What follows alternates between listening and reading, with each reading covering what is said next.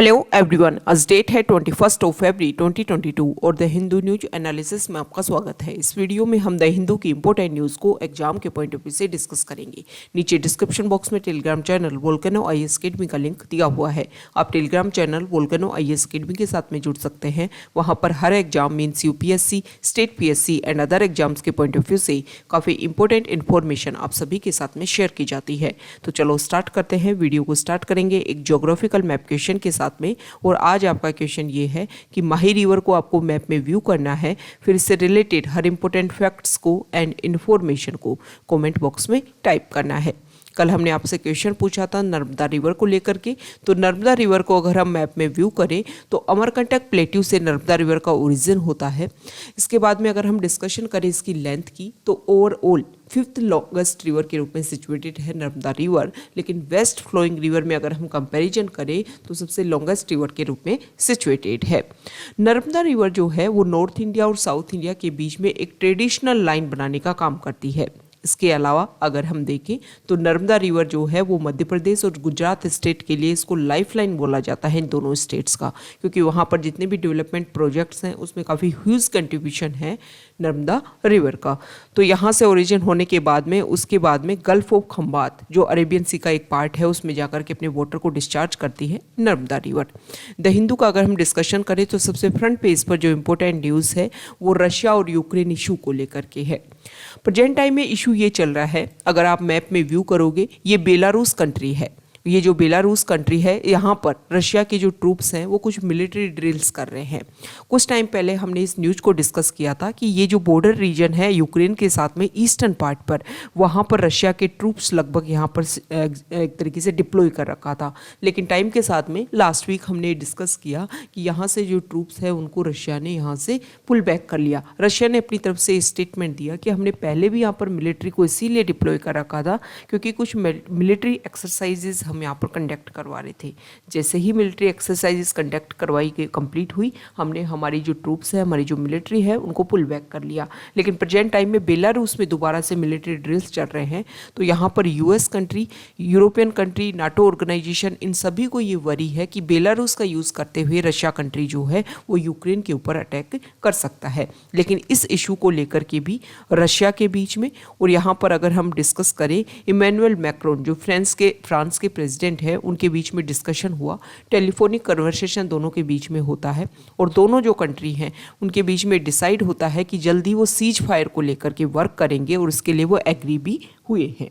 इस आर्टिकल में ये बताया गया है कि यहाँ पर जर्मनी, फ्रांस, यूक्रेन, रशिया और OSCE जो ग्रुप है इन तीनों के बीच में बैठ कर के डिस्कशन होगा, जिसमें एक तरीके से जर्मनी और फ्रांस जो कंट्री है वो भी काफ़ी इंपॉर्टेंट रोल प्ले करेंगी। कल भी हमने डिस्कस किया था कि चाइना की तरफ से एक इम्पोर्टेंट स्टेटमेंट आया है। चाइना इसमें सपोर्ट कर रही है रशिया को और चाइना चाहती है कि जो भी कंसर्न है रशिया को उनको एक तरीके से सीरियसली सुना जाए वेस्टर्न कंट्रीज़ के द्वारा, क्योंकि रशिया जो है वो कन्फ्लिक्ट, अगर मेजर कन्फ्लिक्ट की, एक फाउंडेशन कन्फ्लिक्ट की बात करें रशिया यूक्रेन के बीच में, तो मेजर कन्फ्लिक्ट का फाउंडेशन सिर्फ और सिर्फ ये है कि यहाँ पर जो यूएस है वो नाटो ऑर्गेनाइजेशन का एक्सपेंड कर रहा है और रशिया जो है वो चाहता है कि उसके रीजनल एरिया में जो नाटो ऑर्गेनाइजेशन है उसका एक्सपेंड ना हो। तो जो भी उसके कंसर्न है, जो भी उसके इश्यूज हैं, उनको सोल्व करने की कोशिश की जानी चाहिए यूएस और वेस्टर्न कंट्रीज़ के द्वारा। तो यहाँ पर हमने मैप के थ्रू इस आर्टिकल को डिस्कस किया। अब ये जो OSCE है इससे रिलेटेड कुछ बेसिक फैक्ट्स हम देख लेते हैं। OSCE को हम बोलते हैं organization for security and cooperation in Europe. European countries में सिक्योरिटी के लिए और कोऑपरेशन के लिए इस ऑर्गेनाइजेशन को बनाया गया था। ये जो ऑर्गेनाइजेशन है वो अगर हम बात करें तो स्टेबिलिटी, पीस और डेमोक्रेसी को सस्टेन करने के लिए ये ऑर्गेनाइजेशन वर्क करता है, ताकि बहुत सारे जो लोग हैं उनके अलग अलग आइडियोलॉजी है उन सभी में हम एक इक्वलिटी ला सके। यहाँ पर अगर हम बात करें तो शुरुआत में 1970s के टाइम में हेलसिंकी फाइनल एक्ट था 1975 में, और उसी के थ्रू एक ऑर्गेनाइजेशन बनता है conference on security and corporation in Europe. Europe में सिक्योरिटी और कॉपरेशन के लिए एक कॉन्फ्रेंस आयोजित होती है और उसी को एक ऑर्गेनाइजेशन का रूप दे दिया जाता है। इस टाइम में अगर हम देखें तो कोल्ड वार एक इम्पोर्टेंट रोल प्ले करी थी। जो ग्लोबली लेवल पर अगर कंट्रीज़ के रिलेशन की बात करें तो उसमें कोल्ड वॉर एक इम्पोर्टेंट रोल प्ले कर रही थी। तो इसीलिए कि ईस्टर्न और वेस्टर्न जो कंट्रीज़ हैं उनके बीच में नेगोशिएशन डायलॉग जो है उसके मल्टीलेटरल फॉर्म को ऑर्गेनाइज करवाया जा सके, इसीलिए ऑर्गेनाइजेशन एग्जिस्ट में आया था। यहाँ पर अगर हम बात करें तो 1994 में इस CSCE ऑर्गेनाइजेशन का नेम चेंज कर दिया गया और इसी को प्रेजेंट टाइम में बोला जाता है OSCE। इसमें 57 पार्टिसिपेटिंग स्टेट्स हैं, लेकिन India is not among the 57 states. अब इन 57 स्टेट्स में नॉर्थ अमेरिका के, यूरोप के और एशिया के जो कंट्रीज हैं वो इसके मेंबर्स हैं। World largest regional security organization के रूप में भी इसको बोला जाता है। Okay, next important article the Hindu के फ्रंट पेज पर ही है। यहाँ पर जो आर्टिकल है TRS चीफ जो है वो ठाकरे के साथ में और NCP हेड जो है पवार, शरद पवार, उनके साथ में उन्होंने मुलाकात की है। तेलंगाना के CM हैं के चंद्रशेखर राव, जिनको CSK के नाम से जानते हैं। उन्होंने महाराष्ट्र के CM उद्धव ठाकरे के साथ में मुलाकात की। मेन उनका टारगेट ये है कि 2024 में जब लोकसभा के इलेक्शन हो तो उसमें ये सारी पार्टीज जो हैं वो एक एग्रीमेंट, एक नेगोशिएशन के थ्रू वर्क करें ताकि एंटी BJP एनवायरनमेंट जो है वो सोसाइटी में क्रिएट किया जा सके और एंटी BJP फ्रंट को कंस्टिट्यूट करके लोकसभा में अपनी ज़्यादा से ज़्यादा सीट को बनाया जा सके, ताकि वहाँ पर जो गवर्नमेंट है उनको बनाने में उनका एक इम्पोर्टेंट रोल प्ले हो, ताकि स्टेट्स के जो भी बेनिफिट्स हैं, जो भी उनके एक तरीके से डिजायर्स हैं वो सभी कंप्लीट हो सके।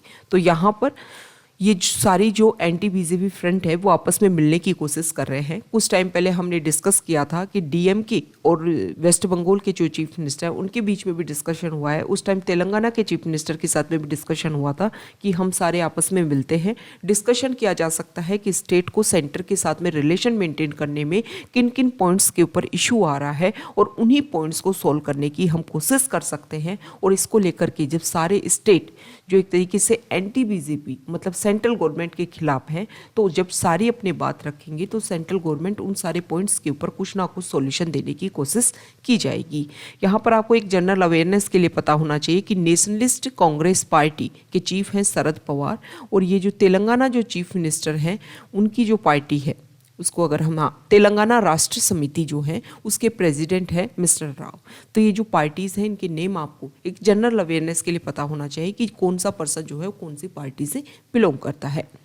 नेक्स्ट इम्पोर्टेंट आर्टिकल है, यहाँ देखिए कल 20 फरवरी थी और आप सभी को पता है कल पंजाब की कंप्लीट 117 सीटों के लिए वहाँ पर इलेक्शन हुए। इसके अलावा जो यूपी स्टेट है उसमें 59 सीट्स के लिए थर्ड फेज़ के इलेक्शन हुए। यहाँ पर बता रखा है कि कितने परसेंटेज यहाँ पर वोट डाले गई। पंजाब में अगर हम देखें तो 65% यहाँ पर पोलिंग हुई और यूपी में थर्ड फेज़ के लिए 60% हुई। लास्ट ईयर से लास्ट टाइम जब कंस्टिट्यूएंसीज के वहाँ पर असेंबली के इलेक्शन हुए थे उस टाइम वहाँ पर लगभग 77.7% लगभग वहाँ पर पोलिंग, यहाँ देखो 77.4% जो वोटर्स हैं उन्होंने अपने वोट को कास्ट किया था और प्रेजेंट टाइम में यहाँ पर 12% तक डिक्रीज देखने को मिला है। नेक्स्ट इंपॉर्टेंट आर्टिकल है पेज नंबर 5 पर। यहाँ पर जो आर्टिकल है वो केरला गवर्नमेंट कोशिश कर रही है कि सेंट्रल गवर्नमेंट के साथ में मिलकर के डिस्कशन किया जाए कि जो गवर्नर्स हैं उनको रिमूवल करने की जो भी पावर्स है उसको अलाउ किया जाए। केरला गवर्नमेंट ये चाहती है कि प्रेजेंट टाइम में जिस तरीके से हमने इलेक्टेड गवर्नमेंट और गवर्नर्स के बीच में जो इशू देखे हैं तो इस चीज़ को लेकर के बहुत सारे स्टेट्स जो हैं उनकी बहुत सारी जो एक प्रोसीजर होता है, एक वर्किंग जो काम होता है उनमें बहुत सारी हर्डल्स क्रिएट हुई हैं। तो इसी को लेकर के अगर हम देखें तो कल भी हमने डिस्कस किया था कि वेस्ट बंगाल की जो चीफ मिनिस्टर हैं उन्होंने रिकमेंडेशन दी कि हम चाहते हैं कि जो असेंबली का नया सेशन जो है वो स्टार्ट हो 7 मार्च से, लेकिन गवर्नर ने ये कह के उसको वापस कर दिया उस रिकमेंडेशन को कि आपने चीफ मिनिस्टर ने ही मेरे को ये रिकमेंडेशन दी है, इसमें कैबिनेट मिनिस्टर की कोई सहमति नहीं है। तो वो अगर सहमति देंगे तो इसके ऊपर दोबारा से इसके ऊपर सोचा जा सकता है। तो ये कुछ पॉइंट्स हैं जिनको आप कॉन्स्टिट्यूशनल प्रोविज़न का नाम दे करके ये कन्फ्लिक्ट जो है उसको इंक्रीज़ किया जाता है। ओके।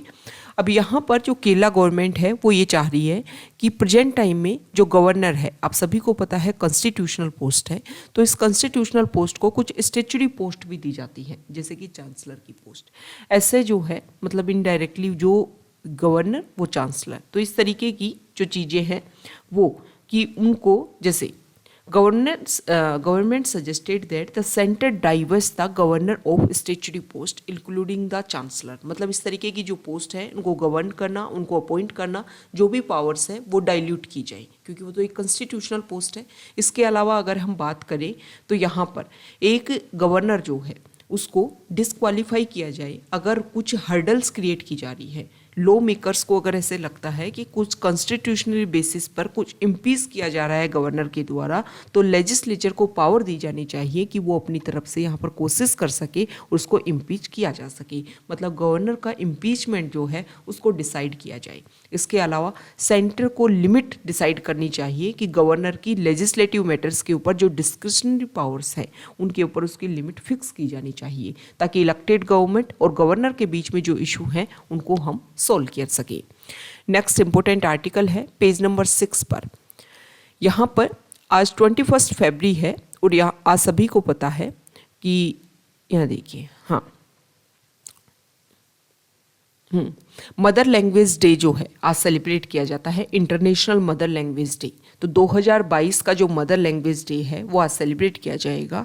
अब इसमें जो राइटर हैं वेंकैया नायडू, उन्होंने ये बात बोली है कि हमारे इंडिया में हम किस तरीके से, आप सभी को पता है इंडिया में बहुत सारी लैंग्वेजेस हैं, बहुत सारी रीजनल डायलेक्ट्स हैं, तो इन सभी को हम कैसे स्टोर कर सकते हैं। बहुत सारी लैंग्वेजेस ऐसे भी हैं जो प्रेजेंट टाइम में बिल्कुल डिग्रेड स्टेज में चल गई हैं, तो उनको दोबारा से हम किस तरीके से रीस्टोर कर सकते हैं, इसी को लेकर के उन्होंने रेलेवेंस क्रिएट किया है हमारी न्यू एजुकेशन पॉलिसी को लेकर के। उन्होंने बोला है कि हमारी न्यू एजुकेशन पॉलिसी को अगर हम रेलेवेंट करें हमारी सोसाइटी से, तो हम बहुत सारे हमारे जो इश्यूज है लैंग्वेज को लेकर के उसको हम सोल्व कर सकते हैं। सबसे पहले तो उन्होंने ये बताया है कि जो मदर टंग है वो किसी भी इंडिविजुअल की, किसी भी कम्युनिटी की जो कल्चरल आइडेंटिटी है उसका एक हार्ट होता है। लैंग्वेज के थ्रू हम हमारे कल्चर को शो करते हैं, उसको रिप्रेजेंट करते हैं। सेंचुरीज से अगर हम देखें, सदियों से अगर हम देखें, तो इंडिया जो है वो hundreds of languages, thousands of dialects, इन सभी का एक घर है, होम है। और ये चीज़ें जो हैं वो पूरे वर्ल्ड में हमारे इंडिया को एक मोस्ट यूनिक, जो काफ़ी कल्चरली लिंग्विस्टिक बेसिस पर काफ़ी डाइवर्सिटी है, ये जो पोस्ट है वो गिव देने का काम करता है। प्रेजेंट टाइम में अगर हम देखें, वास्तव में अगर हम देखें तो लिंग्विस्टिक डाइवर्सिटी जो है वो एक तरीके से हमारी जो एंशिएंट सिविलाइजेशन है उसका कॉर्नर स्टोन है। तो हमेशा से जो राइटर है उनका ये बोलना है कि मैं तो चाहता हूँ कि जो मदर टंग है उसके ऊपर ज़्यादा से ज़्यादा फोकस किया जाए, क्योंकि हमारी जो विज़न है, उनकी जो एस्पायरेशंस हैं, हमारे वैल्यूज़, हमारे आइडियल्स, ये सभी के सभी जो चीज़ें हैं, इसके अलावा क्रिएटिव एंड लिटरेरी एंड्यूअर्स जो हैं, उन सभी में एक मदर टंग जो है वो काफ़ी इंपॉर्टेंट रोल प्ले करती है। कुछ स्पीच की बात उन्होंने बात की कि former UNESCO director general Koichiro Matsuura, उन्होंने एक बात बोली थी कि underscored the importance of mother language when he remarked that language we learn from our mothers means mother tongue is the homeland of our innermost thoughts. We aptly described each language to be as valuable and distinct as very irreplaceable human life. मतलब हर language जो है वो काफ़ी valuable है और उसको आप human life से इस तरीके से रिप्लेस नहीं कर सकते हो। प्रेजेंट टाइम में अगर हम देखें तो लैंग्वेजेज जो हैं वो कल्चर और सिविलाइजेशन कंटिन्यूटी के बीच में एक ब्रिज का रोल प्ले करती हैं। ओके, अब यहाँ पर उन्होंने बताया कि 1999 में यूनेस्को जनरल कॉन्फ्रेंस ने ये अप्रूव किया था कि हम 21 फेब को इंटरनेशनल मदर लैंग्वेज डे के रूप में सेलिब्रेट करेंगे। और फिर 2000 से ये जो भी रिसर्च था, ये जो भी नया इनिशिएटिव था, इसको एग्जिस्ट किया गया था। प्रेजेंट टाइम में अगर हम बात करें तो यहाँ पर बात की गई है कि 2022 में क्या थीम रखा गया है। देखो, बहुत सारे एग्जाम में इस तरीके के जो इम्पोर्टेंट डेज होते हैं उनकी थीम भी पूछ ली जाती है। ओके, तो यहाँ पर आपको पता होना चाहिए कि इंटरनेशनल मदर लैंग्वेज डे की थीम है using technology for multilingual learning challenges and opportunities. Okay, is one of the special relevance to us. Writer का ये बोलना है कि देखो प्रेजेंट टाइम में, कोविड के टाइम में हमने ये देखा, हमने टेक्नोलॉजी का यूज़ किया, हमारी जो एजुकेशन है उसको कंप्लीट करने की कोशिश की। तो टेक्नोलॉजी के थ्रू जो मल्टीलिंगुअल लर्निंग है, उनमें जो भी चैलेंजेस हैं उनमें और क्या अपॉर्चुनिटीज़ हैं, उन सभी को हम डायरेक्ट कर सकते हैं। यहाँ पर अगर हम बात करें तो राइटर का ये बोलना है कि हमारी जो बेसिक, जैसे कि हमने डिस्कस किया है न्यू एजुकेशन पॉलिसी में, जो कि हमारी जो स्टार्टिंग की जो एजुकेशन है वो हमारी मदर टंग में होगी, इसके ऊपर फोकस किया गया है। इसके अलावा यहाँ पर ये भी बोला जा रहा है कि जैसे अगर हम अदर कंट्री, चाइना, जापान, इनसे अगर हम सीखें तो वहाँ पर उनकी जो मदर टंग है, मदर लैंग्वेज जो है, उसके ऊपर बहुत ज़्यादा फोकस किया जाता है। उनकी हायर एजुकेशन भी उसी में फोकस की जाती है। तो यहाँ पर राइटर ये बोलना चाहते हैं कि हमारे भी यहाँ पर जो हायर एजुकेशन है उसको हम मदर टंग में रेगुलर कर सकते हैं। उससे क्या होगा कि बहुत सारे, जैसे हम देखते हैं कि हमारे जो हायर एजुकेशन, जैसे इंग्लिश मीडियम, तो बहुत सारे ऐसे लोकल एरिया के स्टूडेंट होते हैं कि एजुकेशन, हायर एजुकेशन से इसलिए जैसे कि टेक्नोलॉजी बेसिस पर, जैसे कि MBA की एजुकेशन कर रहे हैं या फिर BTech कर रहे हैं, MBBS कर रहे हैं, बहुत सारी डिग्री जो है इनको कंप्लीट करने के लिए इंग्लिश एक तरीके से नेसेसरी है, और वो इसलिए क्विट कर जाते हैं क्योंकि उनको इंग्लिश में उनका हाथ तंग होता है। तो अगर हम मदर लैंग्वेज में, मदर टंग में ये सारी एजुकेशन कंप्लीट करेंगे तो इससे ना सिर्फ हम हमारे कल्चर को, सोसाइटी को प्रिजर्व करेंगे, हमारा जो भी कल्चर एग्जिस्टेंस है उसको रेगुलर मेंटेन रखेंगे, बल्कि जो हमारी यूथ है वो एक तरीके से हाई टेक्नोलॉजी एजुकेशन में भी अपना पार्टिसिपेशन जो है वो ज़्यादा इंक्रीज कर पाएगा। लास्ट में यहाँ पर कुछ डाटा दे रखे हैं और इन डाटा जो है ये हमारे लिए इम्पोर्टेंट है। 2018 में एक रिपोर्ट पब्लिश होती है और लैंग्वेज सेंसस के नाम से, इसमें बोला गया कि इंडिया में 19,500 लैंग्वेजेस और डायलेक्ट्स हैं। इनमें से अगर हम बात करें तो 121 लैंग्वेज ऐसी हैं जिनको 10,000 या इससे ज़्यादा लोगों के द्वारा बोला जाता है, और प्रेजेंट टाइम में अगर हम बात करें तो 196 इंडियन लैंग्वेजेस ऐसी हैं जो एंडेंजर्ड कैटेगरी में जा चुकी है, और उनको हमारी कलेक्टिव रिस्पॉन्सिबिलिटी बन जाती है उसको रिवाइव और रिवाइटलाइज किया जा सके। क्योंकि हमें ये नहीं भूलना चाहिए कि एवरी सिंगल लैंग्वेज जो है उसका जो कल्चरल क्रूशिबल है, which stores the distilled knowledge and the wisdom of our collective consciousness, our values, tradition, stories, behavior, norms, proverbs, saying and idioms। ये सारी चीज़ें जो हैं उनका एक बेसिक फाउंडेशन हर लैंग्वेज से निकल करके आता है। तो हमें क्या करना है, हमारी जो भी लैंग्वेज जिनको हमने दूसरों से बोरो किया है और हमारे प्रेजेंट टाइम में हमारे कल्चर में है, उन सभी को हमें आपस में इंटरवोवन करना है। इंडिविजुअल, लोकल और नेशनल आइडेंटिटी को मेंटेन कर सकते हुए हमें जो भी लैंग्वेजेज हैं उनको रिस्टोर करना है, उनको नर्चर करना है, उनको प्रोटेक्ट करना है। नेक्स्ट इंपॉर्टेंट आर्टिकल है पेज नंबर 7 पर। यहाँ पर जो आर्टिकल रिलेटेड है वो सेंटर स्टेट रिलेशन को मेंटेन किया हुआ है, इसके अलावा स्टेट स्टेट रिलेशन को भी। राइटर का ये बोलना है कि इंडिया में प्रेजेंट टाइम में 135 करोड़ पॉपुलेशन है। अगर हम पूरे वर्ल्ड में कंपैरिजन करें तो 6th लार्जेस्ट इकोनॉमी के रूप में वर्ल्ड में, और हाई ग्रोथ पोटेंशियल जो है वो इंडिया में है।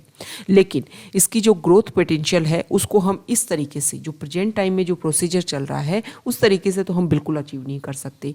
क्योंकि हमें क्या, इसके लिए क्या करना होगा, जो भी स्टेट हैं उनको इक्वल अपॉर्चुनिटी हमें देनी होगी।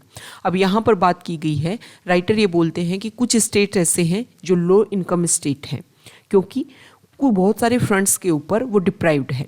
जैसे कि अगर हम बात करें तो वहाँ पर लो एक्सेसिबिलिटी टू क्रेडिट है, लो इन्वेस्टमेंट है, वहाँ पर लो पावर अवेलेबिलिटी है एंड एक्सेबिलिटी है, हायर एनर्जी कॉस्ट है। मतलब जो चीज़ अच्छी होनी चाहिए वो तो कम है, और जो कम, जिनकी रेट कम होनी चाहिए वो हाई है।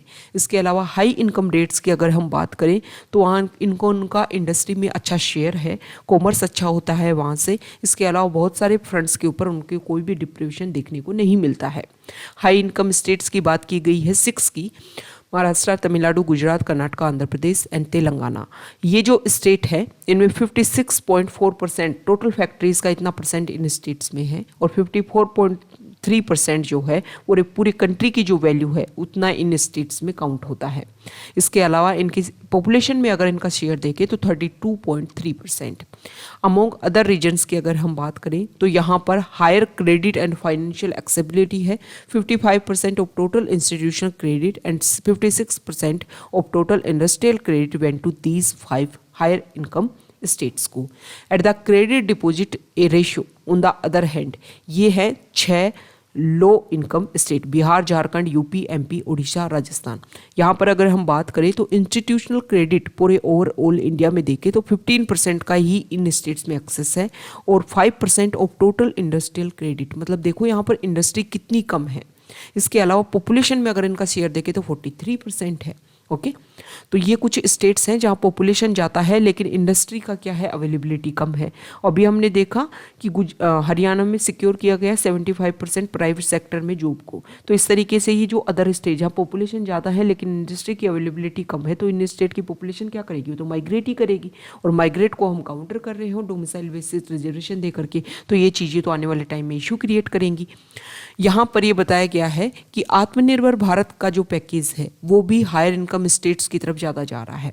पावर की बात की गई है कि जिन स्टेट्स में हाइडल प्रोजेक्ट्स हैं वहाँ पर पावर की अवेलेबिलिटी ज़्यादा है, वहाँ पर रेट्स भी काफ़ी कम है, लेकिन जिन स्टेट्स में पावर की अवेलेबिलिटी नहीं है वहाँ पर रेट्स ज़्यादा हैं। तो क्या करना चाहिए गवर्नमेंट को, वन नेशन वन ग्रिड जो हमने इनिशिएटिव स्टार्ट किया उसके ऊपर फोकस किया जाना चाहिए ताकि सभी स्टेट्स की जो इकोनॉमिक ग्रोथ है वो इक्वल हो सके और इस तरीके का जो डिस्क्रिमिनेशन है उनको हम सोल्व कर सके। यहाँ पर यही बताया गया है कि पावर सेक्टर में जो डिस्क्रिमिनेशन है उसको हम कैसे दूर कर सकते हैं। हम ये कर सकते हैं कि one nation one grid one frequency, इसके अकॉर्डिंग जो रीजनल इश्यूज हैं उनको सोल्व किया जा सकता है। तो ये राइटर का ये बोलना है कि हमें हर स्टेट को जब इक्वल फुट पर लेके नहीं आएंगे, इक्वल पॉइंट के ऊपर जब उनको एग्जिस्ट करेंगे तभी जाकर के हम डिसाइड कर सकते हैं कि हर स्टेट की जो ग्रोथ है, जो डेवलपमेंट है वो इक्वल हो पाएगी। नेक्स्ट इंपॉर्टेंट आर्टिकल है पेज नंबर 8 पर। यहाँ पर जो आर्टिकल है आप सभी को पता है, हमारे external affairs minister S Jaishankar जो हैं वो प्रेजेंट टाइम में यूरोपियन कंट्रीज़ की विजिट पर गए हुए हैं। उन्होंने हमारे जो एक्सटर्नल अफेयर्स मिनिस्टर हैं उन्होंने डिस्कशन किया अलग अलग कंट्रीज़ के। यहाँ पर अगर हम देखें, एक सेकेंड, हाँ एक सेकेंड रुकिए। फ्रांस, ऑस्ट्रेलिया और जापान के जो फॉरेन मिनिस्टर्स हैं, इसके अलावा यूएस की तरफ से जो सीनेटर है वो यहाँ पर प्रेजेंट थे, उनके साथ में डिस्कशन हुआ। तो उसी टाइम फॉरेन मिनिस्टर, बांग्लादेश के जो फॉरेन मिनिस्टर हैं वो एक क्वेश्चन रेज करते हैं क्वेश्चन कि आप बात कर रहे हो इंफ्रास्ट्रक्चर फाइनेंसिंग की। इसके ऊपर मैं आपसे एक क्वेश्चन पूछता हूँ कि आप बोल रहे हो कि क्वेड ग्रुप जो है वो इंडो पैसिफिक रीजन में स्टेबिलिटी लेकर के आएगा, लेकिन क्या क्वेड ग्रुप जो है वो आपको फाइनेंशियल असिस्टेंस प्रोवाइड करेगा जैसे कि आपको प्रेजेंट टाइम में चाइना प्रेजेंट कर रहा है? अगर हम प्रेजेंट टाइम में देखें तो ये इशू इसलिए हुआ, ये जो डिस्कशन चल रहा है इसमें हमारे इंडिया के जो फॉरेन मिनिस्टर हैं उन्होंने एक इम्पोर्टेंट बात बोली, एक्सटर्नल अफेयर्स मिनिस्टर, उन्होंने एक इम्पोर्टेंट बात बोली कि देखो इंडिया के जो रिलेशन है वो चाइना के साथ में अगर हम 2020 से डिस्कस करें तो काफ़ी ज़्यादा इशू वाले प्रॉब्लमेटिक रिलेशन चल रहे हैं, बॉर्डर को लेकर के हमारे कुछ इशू हैं। और उसके अलावा उन्होंने बोला कि प्रेजेंट टाइम में हमारे जो रीजनल एरिया में जो कंट्रीज़ हैं वो भी काफ़ी डेप्थ क्राइसिस से जूझ रहे हैं। जैसे कि अगर उन्होंने ये भी बोला एक्सटर्नल अफेयर्स मिनिस्टर ने कि बहुत सारे कंट्रीज़ में चाइना ने कुछ इंफ्रास्ट्रक्चर डेवलप कर दिया, जैसे पोर्ट बना दिए लेकिन वहाँ पर क्या नहीं आ रही, शिप नहीं आ रही, एयरपोर्ट बना दिए लेकिन वहाँ पर एयरक्राफ्ट नहीं आ रहे।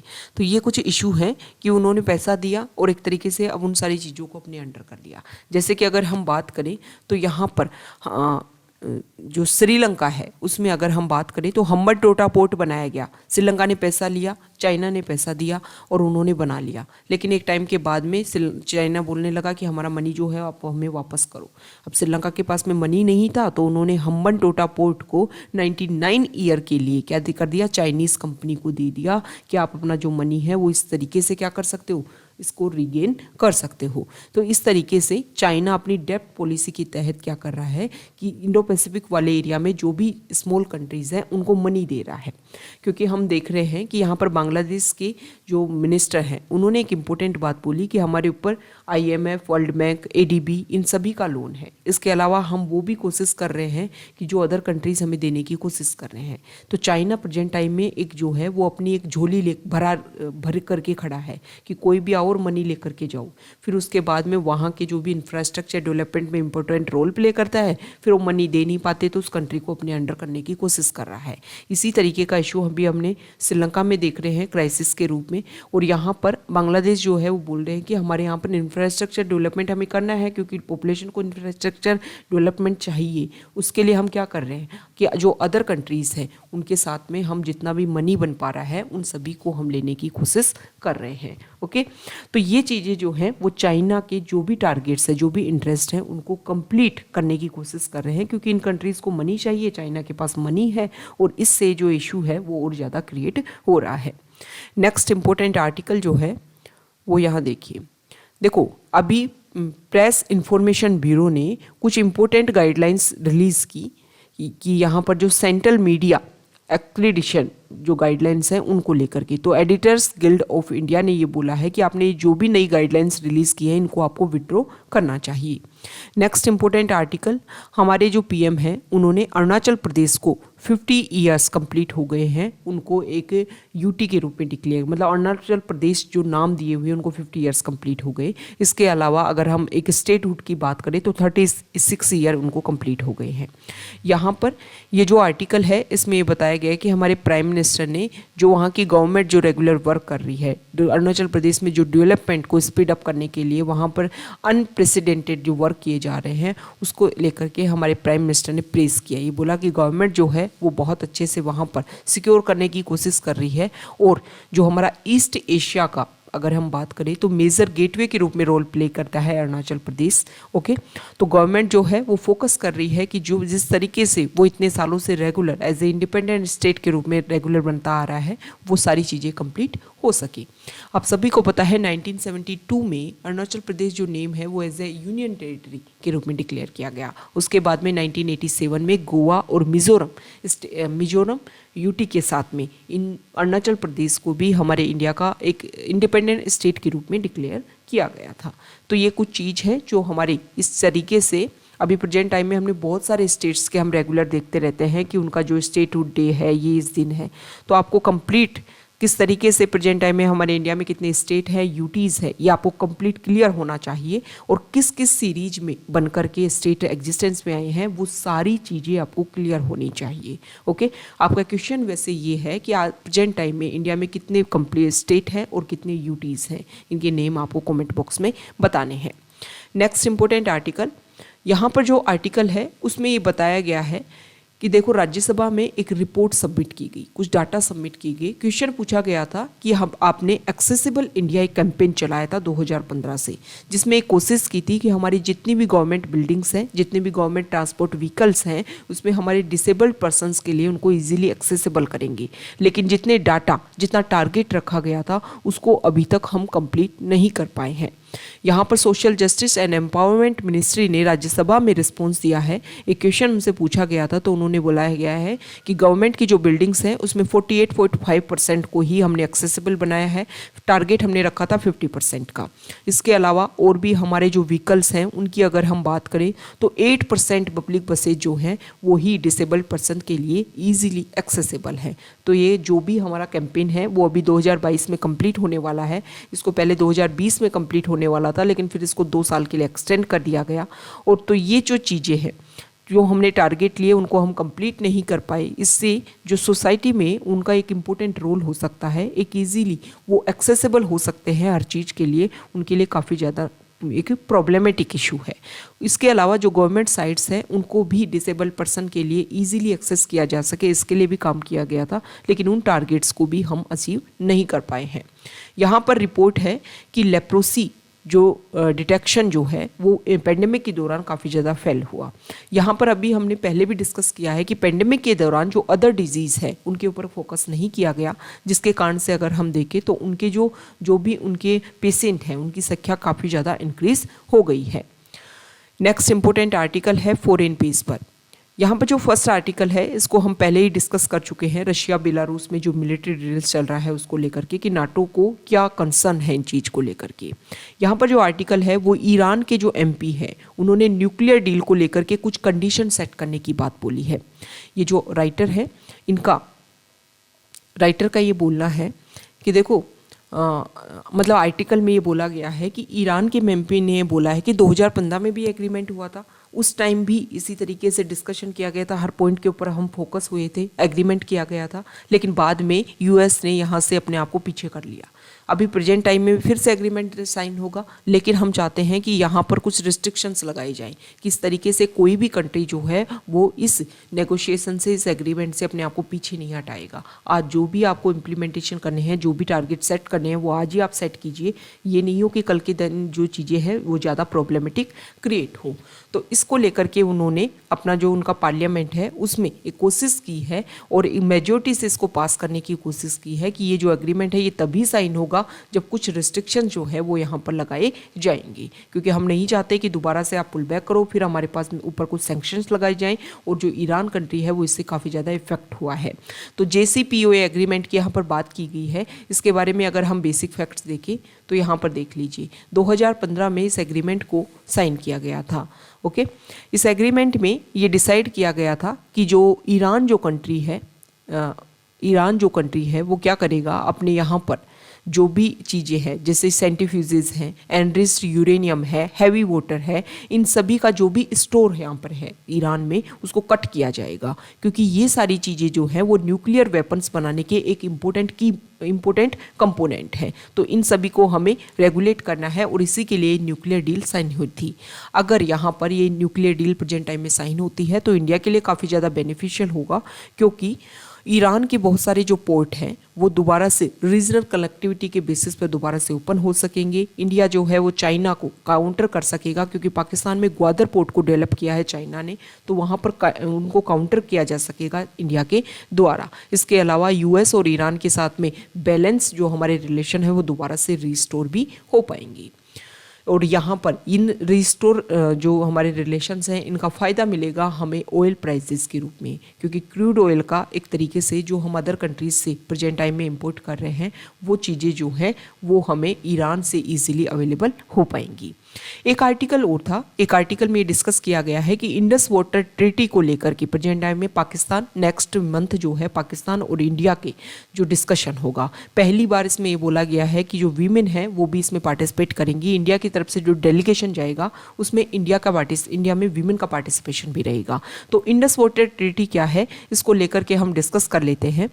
इंडस वाटर ट्रीटी की अगर हम बात करें तो 1960 में इस ट्रीटी को साइन किया गया था। इसको वाटर डिस्ट्रीब्यूशन ट्रीटी के नाम से भी जानते हैं। उस टाइम इंडिया के पीएम थे जवाहरलाल नेहरू और पाकिस्तान के प्रेसिडेंट थे अयूब खान, और वर्ल्ड बैंक के थ्रू इसको ब्रोकर्ड किया गया था।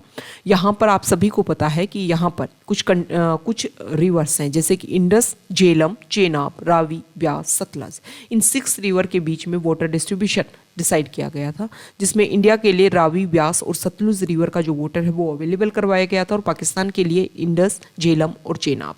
इसमें कुछ बातें ये भी डिस्कस की गई थी कि हर साल जो है इस ट्रीटी के अकॉर्डिंग जो हमारे वाटर कमिश्नर्स हैं पाकिस्तान और इंडिया के, वो साल में 2 बार मिलेंगे, और जो भी हमारे रिवर के जो भी क्रिटिकल इश्यूज है, प्रोजेक्ट्स हैं, उन सभी का हम डिस्कशन करेंगे। वहाँ पर विजिट होगी एक दूसरे कंट्री के जो भी वाटर कमिश्नर्स हैं उनकी। वाटर को लेकर के किस तरीके का फ्लो है, ये जो भी डिटेल्स है उन सभी को हम अपने आपस में शेयर करेंगे। ओके, ये जो ट्रीटी है उसने एक मैकेनिज्म सेटअप करने की कोशिश की थी कि जो कंट्रीज़ हैं वो रिवर के बीच में जो भी वाटर डिस्ट्रीब्यूशन है उसको किस तरीके से एक्सचेंज कर सकते हैं, किस तरीके से इंफॉर्मेशन को कोऑपरेशन के थ्रू इस तरीके के इश्यूज को सॉल्व कर सकते हैं। तो इंडस वाटर ट्रीटी जो है, ये जो सिस्टम है इंडस वाटर सिस्टम जो है वो आपके लिए, रिवर सिस्टम आपके लिए इंपॉर्टेंट हो जाता है। हर रिवर का आपको ओरिजिन देखना है, हर रिवर कहाँ पर जाकर के मर्ज हो रही है, किस तरीके से जो ट्रिब्यूटरीज का सीरीज है ये आपको पता करना है। इनके जो 2 रिवर के बीच की जो एरिया है उसको बोला जाता है दोआब। दोआब काफ़ी फर्टाइल एरिया होता है, आप सभी को पता होगा कि यहाँ पर जो भी एक तरीके से एलुवियल सॉइल जो है वो यहाँ पर आकर के जमा होती रहती है, और ये जो रीजन है वो काफ़ी ज़्यादा एलुवियल, काफ़ी ज़्यादा एक तरीके से फर्टाइल लैंड के रूप में जाना जाता है। तो ये आज का हमारा द हिंदू का डिस्कशन था। अगर आप यहाँ तक आए हैं, वीडियो आपको अच्छा लगा है तो प्लीज़ वीडियो को लाइक कीजिए, शेयर कीजिए और चैनल को सब्सक्राइब कीजिए। Okay, thank you.